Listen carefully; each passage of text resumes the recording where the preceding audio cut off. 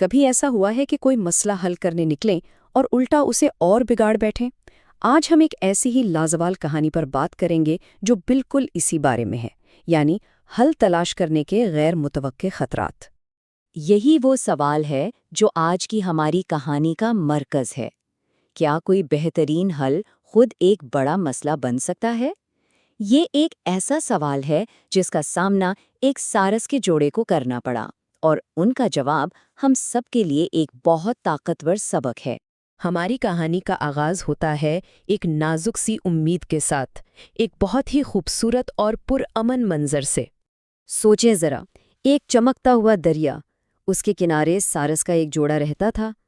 انہوں نے ایک بڑا محفوظ اور آرام دہ گھونسلہ بنایا ہوا تھا اور بڑی بے صبری سے اپنے پہلے بچوں کا انتظار کر رہے تھے۔ ان کی خوشی کا تو کوئی ٹھکانہ ہی نہیں تھا، مستقبل کے خوابوں سے بھرا ہوا۔ لیکن ان کی یہ خوشی زیادہ دیر تک نہیں رہی۔ انہیں اس بات کا بالکل بھی اندازہ نہیں تھا کہ یہی انڈے جلد ہی افسوسناک واقعات کی ایک لمبی لڑی کا سبب بننے والے تھے۔ اور پھر ان کی پرسکون زندگی میں خلل ڈالنے کے لیے ایک چور بار بار آنے لگا، اور یہیں سے کہانی کا اصل مسئلہ شروع ہوتا ہے۔ وہ کھانے کی تلاش میں نکلتے ہیں، لیکن جب واپس آتے ہیں تو کیا دیکھتے ہیں کہ انڈے غائب ہیں۔ دل ٹوٹ جاتا ہے ان کا، لیکن وہ ہمت نہیں ہارتے، دوبارہ کوشش کرتے ہیں، ایک نیا گھونسلہ بناتے ہیں۔ لیکن افسوس، وہی المناک واقعہ پھر سے پیش آتا ہے۔ ذرا سوچیں، ان کے دکھ اور بے بسی کا عالم کیا ہوگا جب ان کی امیدیں بار بار ٹوٹ رہی تھیں۔ آخر کار چور کا پتہ چل ہی جاتا ہے۔ دوسری بار جب چوری ہوئی تو مادہ سارس نے وہ خوفناک منظر اپنی آنکھوں سے دیکھا۔ ایک سانپ ان کے انڈے نگل رہا تھا۔ وہ اسے روکنے کے لیے بالکل بے بس تھی، اور اس تکلیف دہ لمحے نے ان کے غم کو شدید غصے میں بدل دیا۔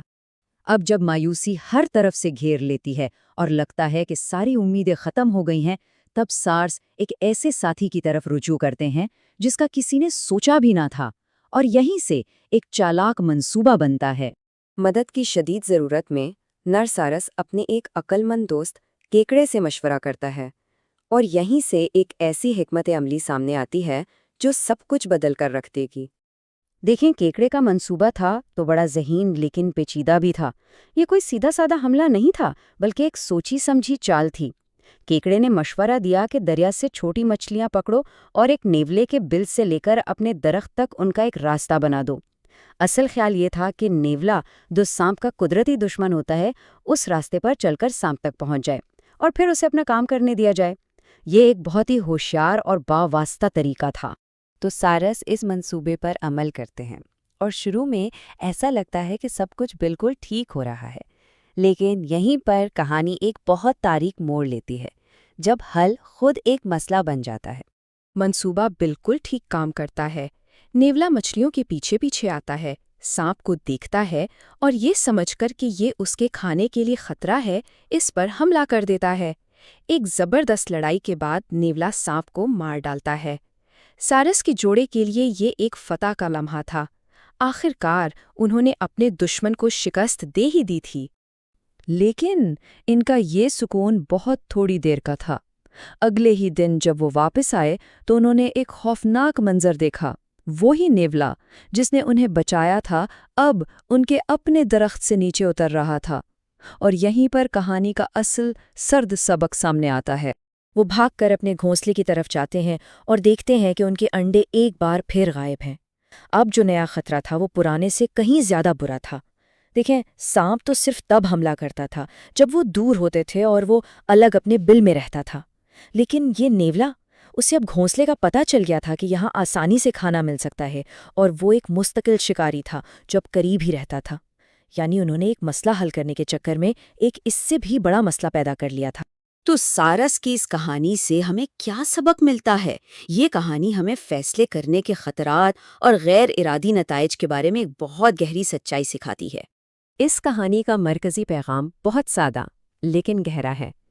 کبھی کبھی ہم نتائج کے بارے میں سوچے بغیر فیصلے کر لیتے ہیں اور حالات مزید خراب ہو سکتے ہیں۔